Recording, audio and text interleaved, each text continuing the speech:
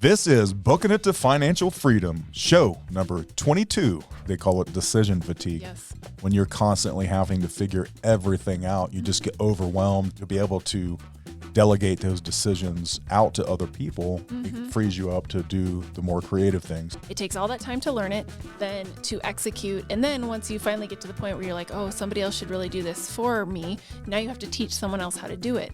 Instead of even taking it that far, literally pass it off to somebody who already knows how to write a blog, run a blog, everything. Don't even dip your toe into it. Waste so much time trying to reinvent the wheel when somebody out there is already good at it and loves to do it. Why are you wasting your time? It's not all about what can others do for me and who could do this for me, but in turn, how am I being a who for others? Right. If you're not where you're at in life and you recognize that there can be more, you have to ask the question, what value are you bringing to other people? Welcome to Booking It to Financial Freedom, where we explore literature from some of the most successful experts in their field to help you build a blueprint for personal growth and financial freedom. Join us as we examine a new book every month and break down key concepts to help you get out of the rat race and on track to start building a life better than you ever imagined. Hey everyone, I'm your host, Amanda Schneider, realtor and investor, and I'm here with my co-host and teammate, Jamie Booth. Hey, Jamie. Hey, Amanda, how's things going this week? Pretty good, yeah. It's a little bit of an interesting time in real estate. So we are recording this towards the end of May. The year has been kind of interesting in general, but I think this month specifically, things have slowed down a little bit. And I think it's just because graduations, kids getting out of school, Memorial Day weekend, but we're kind of seeing it in some of our listings, not quite getting as many people through, things just sitting a little bit longer. It's interesting. Yeah, I think the overall real estate industry is still feeling the shock of the interest hikes and, talking to people and, lenders and stuff. It's been like a horrible 6 months for, volume and stuff. It's just been crazy. But the positive side is that there are projections that it's going to be a really busy summer. So, people who in the industry, we can only cross our fingers, right? Sure. Well, and it's important for, potential buyers to remember that, yes, higher interest rates hurt because they raise your monthly payment. But with higher interest rates, a lot of people can no longer afford to buy a house. So you have eliminated a lot of competition. So, a year and a half ago, we were seeing crazy appraisal gaps, people paying so far above list price, et cetera, that a lot of our clients couldn't compete.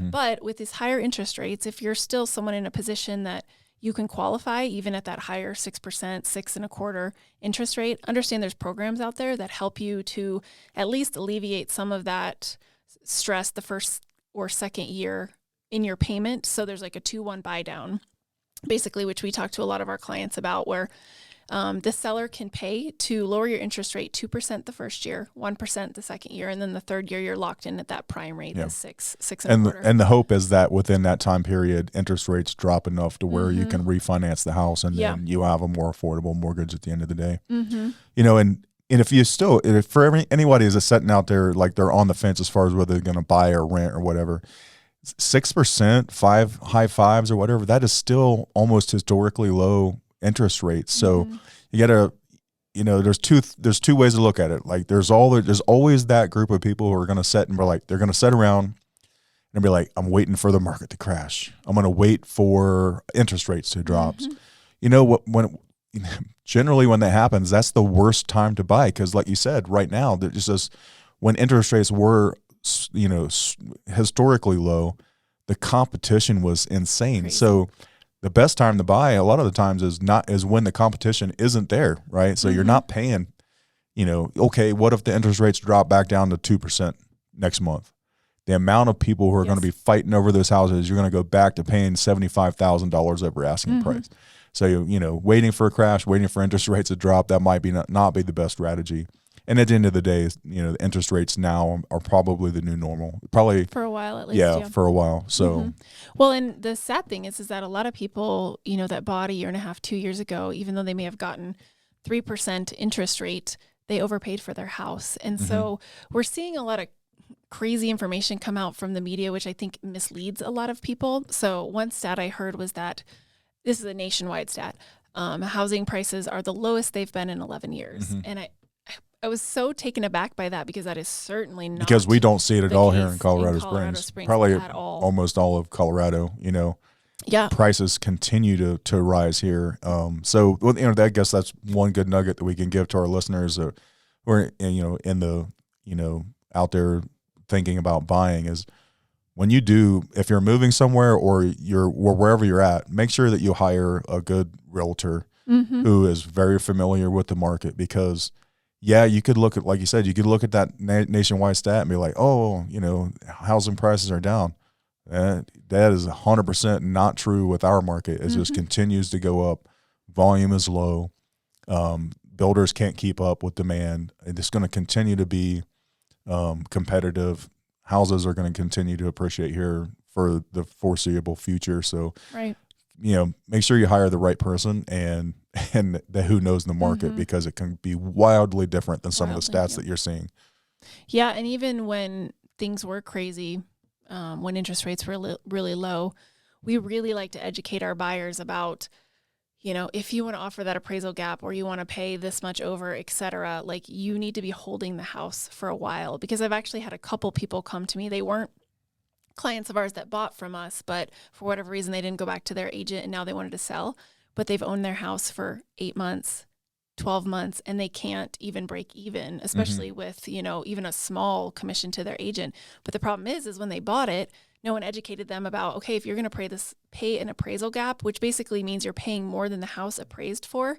Now you're in the house an extra $20,000, $30,000. You need to hold that house for a couple years to even ideally out. 10. Yeah. But I mean, to just even break even, right, you've got to hold for a while. So just understanding the logistics of all of that, to your point, talking to somebody that has been through it and understands all of that. So it never costs you any money to use an agent when you're buying because it's paid by the seller. So never, ever buy without an agent. I know this is not a real estate show, but real quick, I know you, selfless plug. You are looking for one of the things you got going on right now is you guys are actively looking to do some flips, right? We are. Yeah. And that was something we said we weren't going to do. So we've never done a true well, I take that back. I guess we've kind of done like a longer term flip, but we've never bought a house, turned around and sold it in 3 or 4 months. We've never done that. We always buy long holds. Yep. Yeah. And we did several rehabs last year that were extremely stressful. A lot of it was just because we were both working in other businesses and didn't have a lot of ability to concentrate on those remodels. Things have changed a bit. Lindsay sold his business that he owned last year, and he's a general contractor. So we're really utilizing this kind of gap in his time, the availability of his time now, to try to find some of these flips that he can manage and do some of the work and raise some capital to invest in some businesses that we're looking at. Yeah, and I got really excited though. It was like I thought I had a property for you like right away, but so far it hasn't come to fruition. But we'll get you some. Yeah, we'll find you guys some good properties. Yeah. Super exciting. Like my wife is, I don't know, it's kind of unreal because I work in the real estate industry, but she still watches like HGTV nonstop, and so it's kind of, I don't know, it's still pretty exciting, even just the idea of being involved in something like that. So definitely looking forward to the fact that I'm on your team and something like that's together. Coming. Yeah. Well, and it's harder and harder to find good flips. That's why you really have to try to find things off market if you can get them before they hit the MLS, or sometimes you've got properties that are just way overpriced in the MLS, et cetera, that you can find, but it's definitely hard. Again, markets are important too. So specifically in this market, it's hard to find cash, houses that are going to turn a profit on a flip. So. For sure. But speaking of money, so we're going to address part 2 of Who Not How. And in part 2, they specifically talk about how who not how can help you make more money, because you're no longer, thinking about how I can do this, but who can do this and who can free up my time to help me do this, thus making me more money. And we chatted about it a little bit in the last podcast, but time truly does create money. Oh yeah, absolutely. Time is money. I think it was it Benjamin Franklin who was pinned to that quote, but it's 100% true. The more time that you have to do your creative or most valuable action items, it just grows your personal and your financial side like exponentially. Mm-hmm. And one of the things I love that they talk about in the book is, you can hire as many who's as you can continue to find. So like your potential for growth in a business or creating, an organization or whatever, the sky is the limit. So if you start looking at it from, how I can do things, how I got to do this, and wasting all your valuable time, and start asking the right question of who can do that for me, then your potential for growth is unlimited. Yes. Because you personally only have so much time, but if you surround yourself with a dozen highly motivated people who are on the same sheet of music as far as what the organizational goals are, like it just growth will happen. And it immediately eliminates that feeling of overwhelm. Because when you're asking how to do something, there's so many steps in doing something new, especially if you don't have any experience doing it. But when you ask who can do this, it's literally one question that you have to answer and find the solution to. It's not a string of questions to figure out just how to start. Yeah, when we talked about it in the last episode, and it's relevant to this too, is like they call it decision fatigue. Yes. When you're constantly having to figure everything out, you just get overwhelmed, you get tired, your willpower is depleted, all of that thing. So like to be able to delegate those decisions out to other people, it frees you up to do the more creative things. Mm-hmm. Yeah. And on that same topic of just kind of time creates money, you can't truly have freedom until you can't have money freedom until you achieve time freedom. And I know that's really hard for people to conceptualize, because they think, well, the only way I can get more money is by working. And that's truly not the case. It's, again, going back to the same thing, finding the people that can help you. But what I love is we gave the example of, his name is Dean, the guy who I think he flies every month to a location wherever the business is located, and so he stays in his condo that he has at this location. Yeah, we talked about this last. He hires the housekeeper who basically gets it completely set up for him, stocks it with food, etc. But he has his own definitions of success, and I love this. I did too. It really resonated. It's something that I want to do for myself. I resonate with a lot of these, but defining my own. But a couple of his is, he is successful if he can wake up every day and ask, what would I like to do today? What would I like to do today? Not what I have to do. Yeah. Yeah, that's such a different mindset to have. Yeah. I feel like I constantly wake up with, oh gosh, this has to get done right now. Like even this morning, preparing for our podcast, like that has to be done, not what can I do today? Because I have the freedom to. And then his passive revenue exceeds his lifestyle needs. So. Yep. And, this podcast is based on financial freedom, so that should be everyone's goal. Yep. Is your assets are producing more money than it costs to live. Yes. And that's financial freedom. Yep. And living anywhere in the world, which is a great goal to have, and one that I would like to too, is that however you generate income, you can do it from anywhere. Well, yeah, that's one of my big goals too. I have family and friends all over the world, and I would like to have vacation rentals here and vacation rentals there. And I have the freedom to just, if I want to go spend a month in England, I can go over to my income producing asset, right? stay in it for a little while, and then go back to Belize or the U.S. on whenever I want to. It would be an amazing lifestyle. So amazing. And then he says that he wakes up, or he's working on projects that excite him and allow him to do his best work. That's amazing too. And again, goes along with the theme of this, not procrastinating because you're dreading doing those tasks that you're not good at, but instead only focusing on the ones that you're excited to do. Yeah. And it's just, I don't know, it's such a small thing, but it's huge too. It's so impactful. And then as far as the procrastination side of it, we all are guilty of procrastination on some certain level. Some people are just hustlers, but there are tasks out there that we hate to do. And then we wait till the last minute and then we do it. And we're like, I've wasted so much mental energy avoiding that task on, instead of just knocking it out or having someone else to knock it out, so the mental weight of all the procrastination is what really affects you negatively. Yeah, that's such a good point, because most of the time we overestimate how long a task is going to take anyway, and it's like, oh, I got that done in 15 minutes. Yeah, I've been worrying about it all week. Yeah, exactly. Instead of fretting over it for an entire week. Yeah. And then another one he has, which is one of my favorite, is there are no whiny people in my life. Oh, gosh, wouldn't that be nice? Yeah. But it's just, again, it's surrounding yourself by, With the right people. With the right people. Yeah. I wear my watch for curiosity only.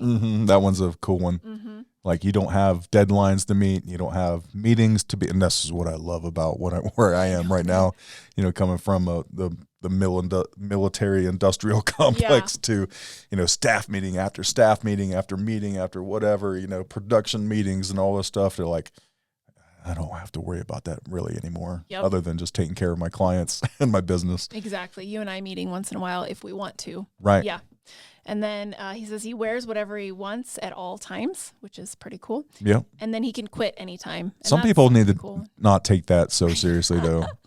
And what's up with the pajamas and everywhere? Like, you go to Walmart or the store and people are like seriously in their house slippers. And I just hope it's not the same pajamas that they woke up in. Probably is.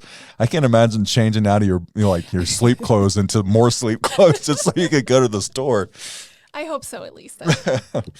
But this Dean person actually works with Dan, who is the basically pseudo author for this book. They have a podcast called The Joy of Procrastination, which I haven't listened to yet, but I think it would be amazing because they're basically, we talked about it in the last episode, that procrastination is really that trigger telling you that those are not the things that you should be doing in your life. Yeah. Yeah, and if you're listening to this and you haven't heard the last episode, highly recommend going back and listening to that, because the take that he has on procrastination being a nugget of wisdom as opposed to something negative is pretty mind altering really. Like I said in the last episode, I had a hard time wrapping my brain around that concept, but once it sinks in, you're like, oh, that makes perfect sense. Like, that is my brain telling me that I need to delegate this task to someone who likes to do it. Yes. Instead of killing myself thinking about it. Yeah, no, absolutely. And by freeing up your time, just like we were talking about, you get the benefit of freeing up your mind. So again, not facing that decision fatigue, but something that resonates with me is that I think about, the few times a year I go on vacation. And when I do that, you and Colleen are here to cover anything I need. And I never stress about it. Like, you guys are my who's at that time. And I know you've got it covered, and anything that comes up, you can handle. And so it's being able to, at least for me, transition that mindset to even my life when I'm not on vacation. Like, knowing that other people can do the job just as well, if not better, than I can. So, or at least some of the tasks that eat up a lot of your time or that you really just don't enjoy doing. Like the example we used last episode was gardening. Some people live for it and some people dread it. Right. And, if you're one of the ones that dread it, then by all means, find someone who loves to do it. Yeah, and allow yourself to focus on those higher impact activities, the things that allow you to strategize in your business or things that you're really good at. And again, the same guy, Dean, with the condo, he gives the example of setting up a blog. Like, don't even waste your time learning how to set up a blog, because if you do that, it takes all that time to learn it, then to execute. And then once you finally get to the point where you're like, oh, somebody else should really do this for me, now you have to teach someone else how to do it. Instead of even taking it that far, literally pass it off to somebody who already knows how to write a blog, run a blog, everything. Don't even dip your toe into it, which is mind-blowing to me. Waste so much time trying to reinvent the wheel when somebody out there is already good at it and loves to do it. Why are you wasting your time trying to educate yourself on something you don't necessarily want to be doing anyway? Right? If it's necessary for your job, like, do you have to, say you run a factory or whatever, do you have to go out and learn to be a certified mechanic to fix some of the equipment, or do you hire the right people to do that? So. Well, you think about, like the owner of Amazon, I sometimes think about that because Lindsay and I ran a very small cleaning company 2 years ago when we were doing the short-term property management company. And that was overwhelming to me, even having 5 employees. So I think about somebody that owns Amazon, but like he doesn't know anything about what it takes to run Amazon truly. Like he doesn't know the delivery drivers. He doesn't know any of that because he doesn't need to. He has who's in place who execute all of that. There's no way you can achieve that level of success unless you trust and you bring the right people in. Yeah, there's no way you can, like you said, you cannot achieve that height, that much success if you're worrying about how to change the tire on one of your delivery vehicles, right? Exactly. You know, it's like Exactly. you got to be free to think of the big picture, right? Yes. Yeah. So the author, Benjamin, again, we talk about Dan and Benjamin. Dan's the one who had the idea for the book, and Benjamin was the one that actually wrote the book. He had a goal of being on 600 podcasts in a year. And instead of saying, how can I be on 600 podcasts? He literally hired one person to schedule him and, call these 600 different places to try to find him, to book him on a podcast, write probably his responses to the question, do all of it for him. That all he had to do was pick up the phone, dial a number, and he was on a podcast. And so he would do several in a day because somebody planned all of that for him. Yeah. The show notes, the research, whatever, like you said, the phone calls, networking, all that stuff, someone was doing that for him. Like, to have a goal that ambitious, you probably would quickly find out that it would be impossible on your own. So, just being a brilliant strategist there as far as achieving that goal. Yeah, and all he was doing, he's obviously, a wordsmith and somebody who's good at expressing his thoughts. So he was playing up on his strengths of, I don't even need to necessarily really be prepared for this podcast. I just need someone to book it for me, show me what the basic questions are, and I can roll with it, and that's how you achieve something of that success. So improving how you spend your time, as we said, automatically improves your ability to make money. Money avoids the person who doesn't value their time. And that's just something that people need to repeat to themselves over and over I would repeat that because that's a very powerful statement. Yeah. Money avoids the person who doesn't value their time. Yep. Yeah. Yeah. So you sit around procrastinating and doing nothing with your time, you're going to not get the same results as someone who completely utilizes, when it's time to hustle or do whatever those items are that are most valuable to you, that you're 100% focused and you're making the most of your time. So one thing that Lindsay and I have tried to kind of do over the last couple of years is decide, if we were being paid an hourly rate, what is our going rate? So just for an example, say it's $100 an hour, that my time is worth $100 an hour.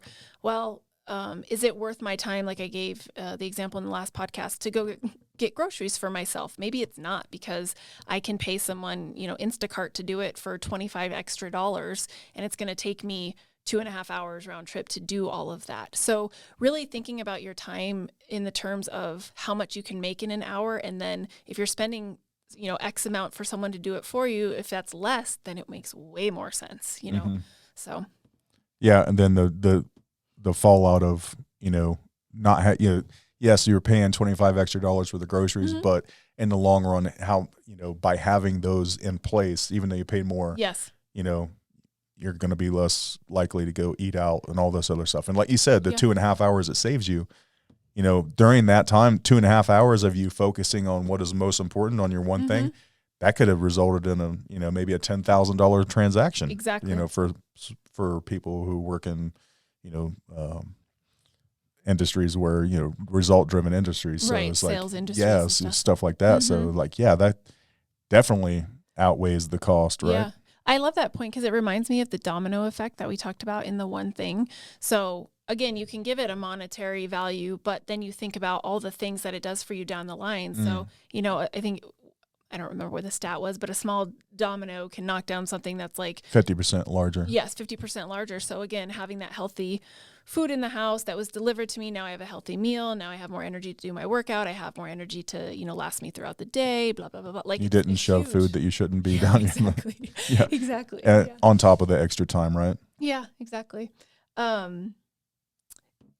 The thing too is that you have to show your who's, your commitment, and your confidence. So once we are hiring people, then we have to make sure, or hiring or identifying these who's, we have to make sure that they understand the commitment and the confidence that we have in what we're asking them to do. So this can be kind of difficult as well, because if you're not specific with what you need that who to do, then they aren't going to understand the basic goal, or they won't personally have the confidence to carry out what you're asking them to do. And this is something that I kind of struggle with, because it's finding the balance of giving somebody the autonomy to do something, but not micromanaging. So finding that balance, right. And then if you want someone to actually be productive for you, you have to give them that, because if you micromanage someone, their productivity just diminishes, right, immediately, because they feel they feel suppressed because of your presence. So yeah, so you got to be really careful about balancing those things out. And I know we're talking about a lot of this is obviously business oriented, but you can really easily look at the qualities that they're asking for in these who's, and apply it to your personal, just your family life, or whatever, your social life. It doesn't have to. These concepts aren't strictly to grow businesses, right? So you can literally, I know that's what we're talking about, and it's what the book is oriented to, but even for you people out there who are listening that don't own a business, or maybe don't even plan on starting your own business, this still can apply to your normal everyday life. Absolutely. Yeah. But if you specifically are hiring some of those who's for your business, and you have to communicate your goal for the company and the ultimate outcome, you have to make sure that you, as we talked about, that we are expressing what we need them to do. And he talks about the self-determination theory, which is basically, it's almost like the Maslow's hierarchy of needs for hiring a who.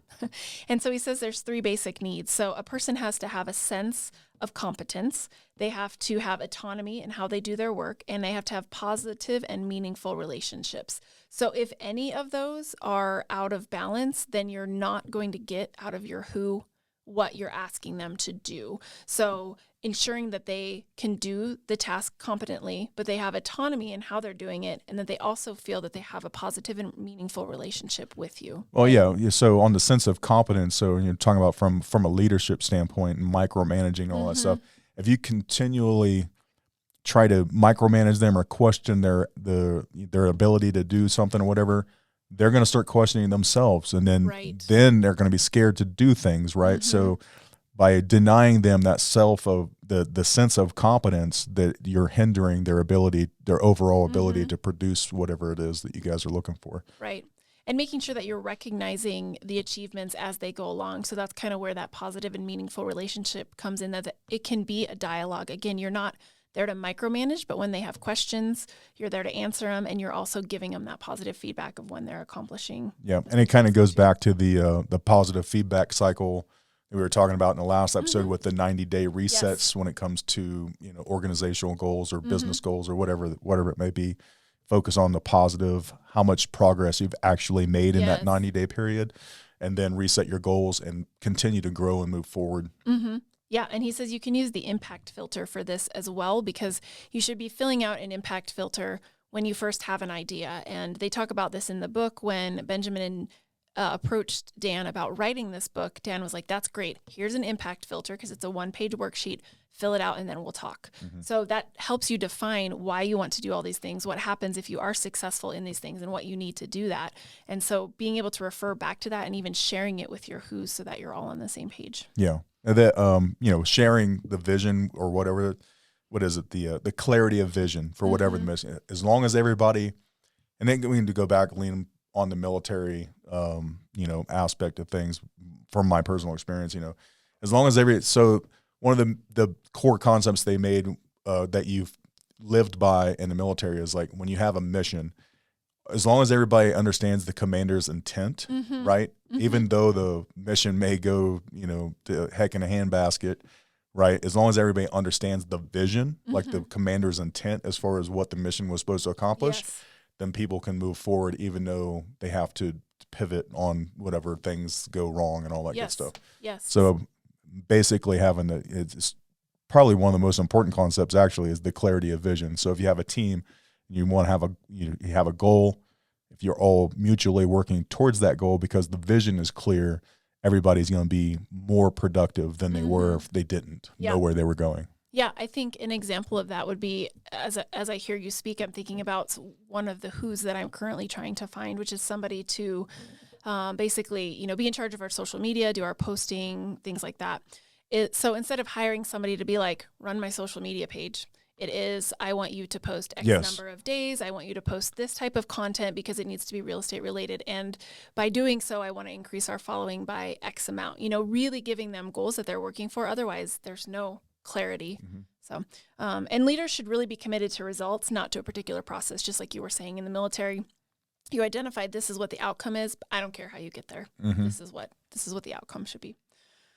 Okay, and then to our favorite phrase that I thought you made up, but I'll take credit for it. If you have enough money to solve a problem, you don't have a problem, which is so true. The hard part is, again, people who are going to question whether they have the money to spend. It's taking that leap of faith and directing some of your money towards finding a who, knowing that that is going to help you make more money. Yeah. I mean, there's some lavish examples in this, like the one guy who he had almost a team of 50 people taking care of every aspect of his life. But you can think about this, even, you don't have to have a successful business to be able to, employ some of these strategies, mm-hmm. right? Think about it from a single mother standpoint or whatever. It's tough to try to raise one or even one, mm-hmm. much less 3 or 4 kids on your own or whatever. So you can think of it as finding that who that can help you out. That maybe it's your mother or right. your father or whatever, or a family member, or maybe if you do have a decent job, spending, like you said, $100, $200 a month on having someone help clean your house, mm-hmm. right? So this doesn't have to be, you own a multi-million-dollar business. It's all about quality of life, no matter where you're at in life. It even makes me think there's probably a lot of things that you can trade for that if you don't have the money. So like the single mother, maybe she can trade with another single mother where they watch each other's kids once in a while. You see that a lot, like carpool stuff. I've seen that where, mom networks where they take care of each other, stuff like that. It's about finding who, right? Mm-hmm. Not asking how. Yeah. But focusing on that how is greatly going to limit your ability to make money. And that's the thing that we need to say it over and over because it's going to be a hard concept for people to understand, that you truly do have to go out on a limb a little bit, invest that money for a who in order to make more money. Mm-hmm. So it's really just a limiting belief that, I have to do everything and only I know how to do it. And I don't have enough money to hire a who. It's really finding the way to make that all work. Again, it's about asking yourself the right questions, mm-hmm. right? Not how, but who.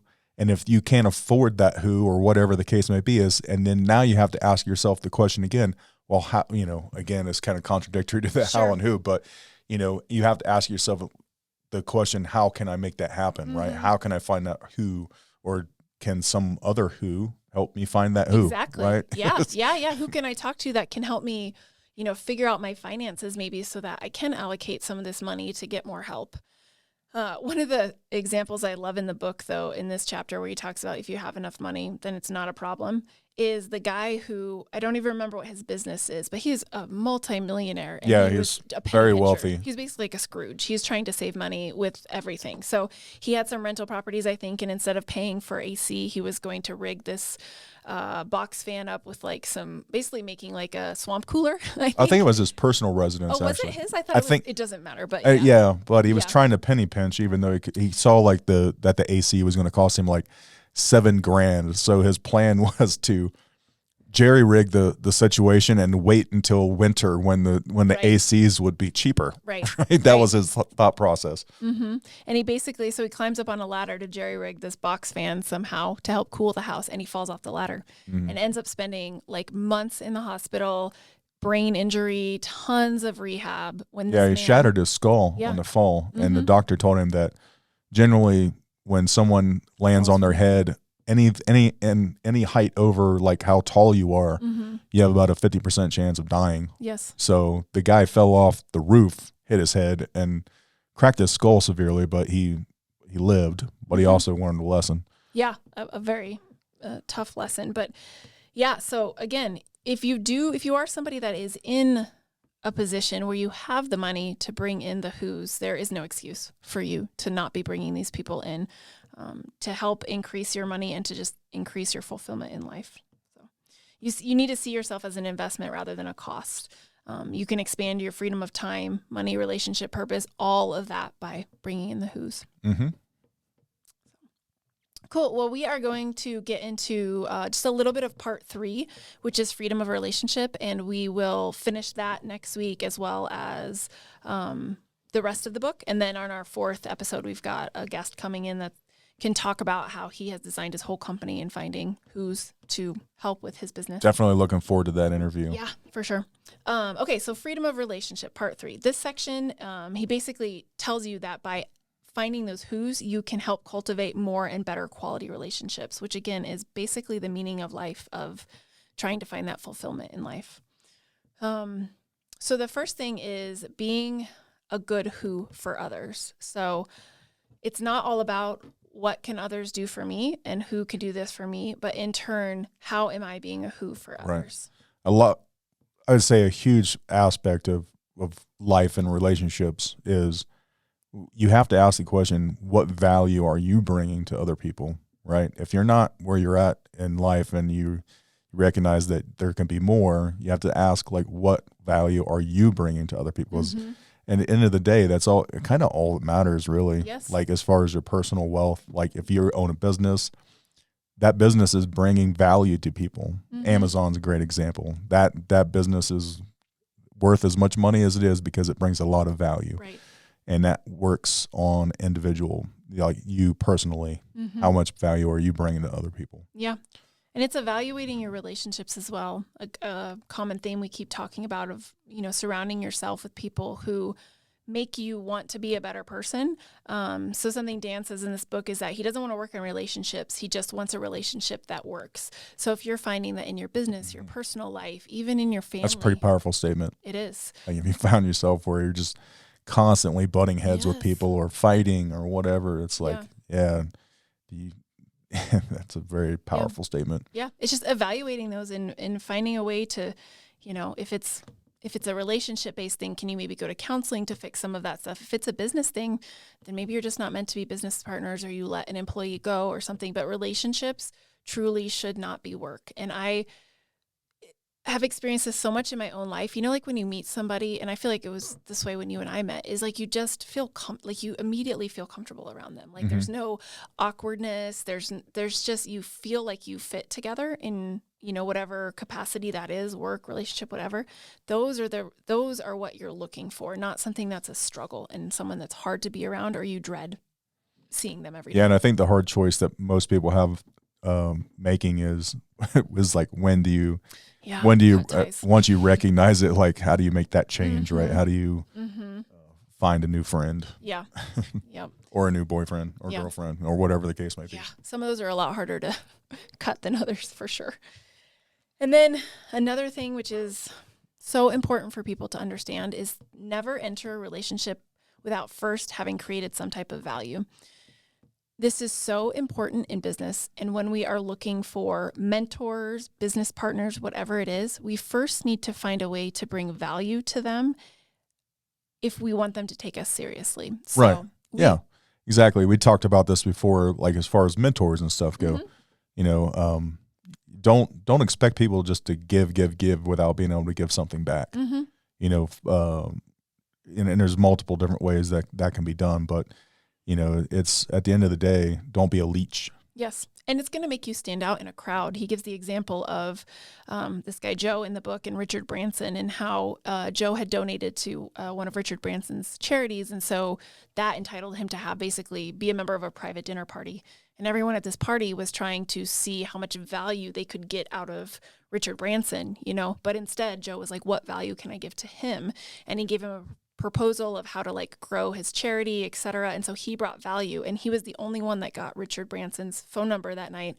And now they're, great friends. He works on his nonprofit, et cetera. But it's because he stood out in the crowd and brought him value rather than being that leech and trying to extract and ask what's in it for me. Instead, what value can I provide that person? Yeah. It's a powerful concept. If you're not in a position you want to be in life, you have to look at yourself. You have to look inwards. You have to raise your standards, raise your productivity, raise your value to other people, and you will grow. It's a basic concept. It's hard to kind of wrap our brains around sometimes. It's like the more work you put into yourself, the better you're. I mean, without trying to say this without coming across as like condescending or I don't know, narcissistic. I don't know what Sure. it is. It's like you have to put the work in on yourself. Yeah. And by doing so, you're going to project completely different, vibes to people around you, right? If you're completely, if you're a negative Nancy, all you bring is negativity. People don't want to be around that, so it's all about growing yourself. Yeah. And I am going to put it bluntly, like, don't be lazy. If you're trying to find a mentor, there's a specific person that you really want to mentor you, to work with, do your homework, get to know them, what value you can add, what are their goals, give them relevant value, and don't waste their time. Just do your homework on getting to know that person and what you can add.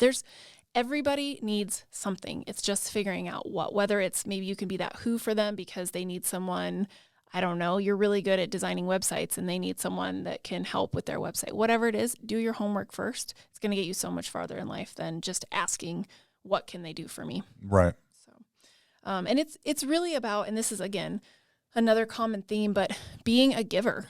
And in order to receive, we have to be willing to give and provide that value to others. Yep. And Tony Robbins, he talks about this quite often. Like it's just a truth. It's one of those universal concepts of the universe that it's just always going to be there. The more you give, the more you receive. Yep. End of story. Yeah. Awesome. Do you have anything else to add for this episode?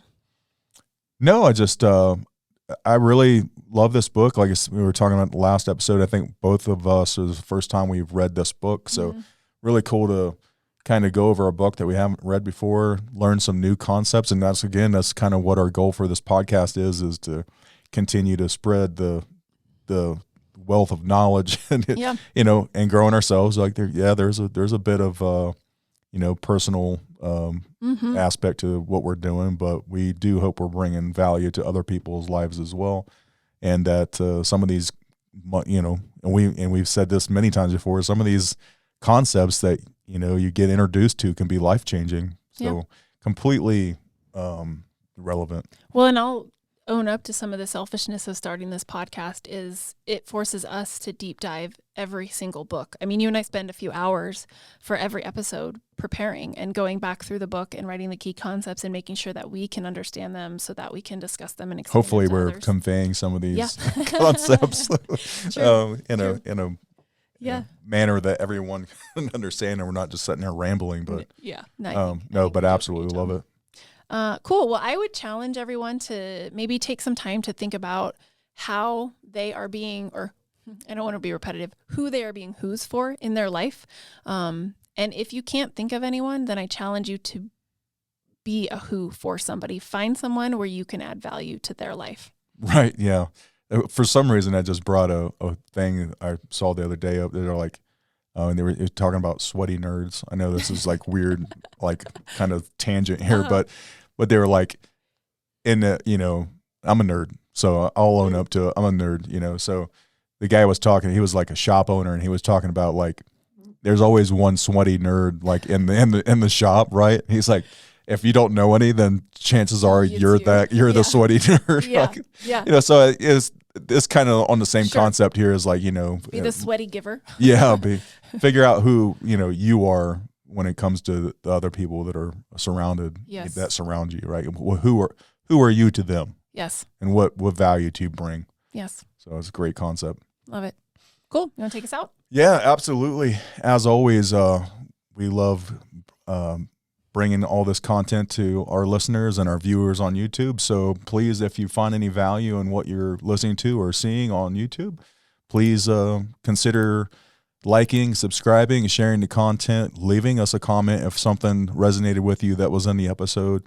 And as always, you can find us on Spotify, Apple podcasts, and all that good stuff. So we continue to try to bring you guys good content, and we hope that we are. And if we are bringing you value, please help us grow the channel by doing all those little things that help out the algorithm. Absolutely. So we appreciate everybody that listens, and we're looking forward to our next episode where we have a guest on, right? The next one will be finishing the book. Okay, sorry. Getting ahead of myself here. Yeah, and then after that, it'll be a guest. Yeah, so I'm excited about the interview. Yeah, it'll be good. But the rest of this book is great too, so we hope you continue to join us as we cover it. And as always, thank you, and we'll see you next episode. You next time. Thanks.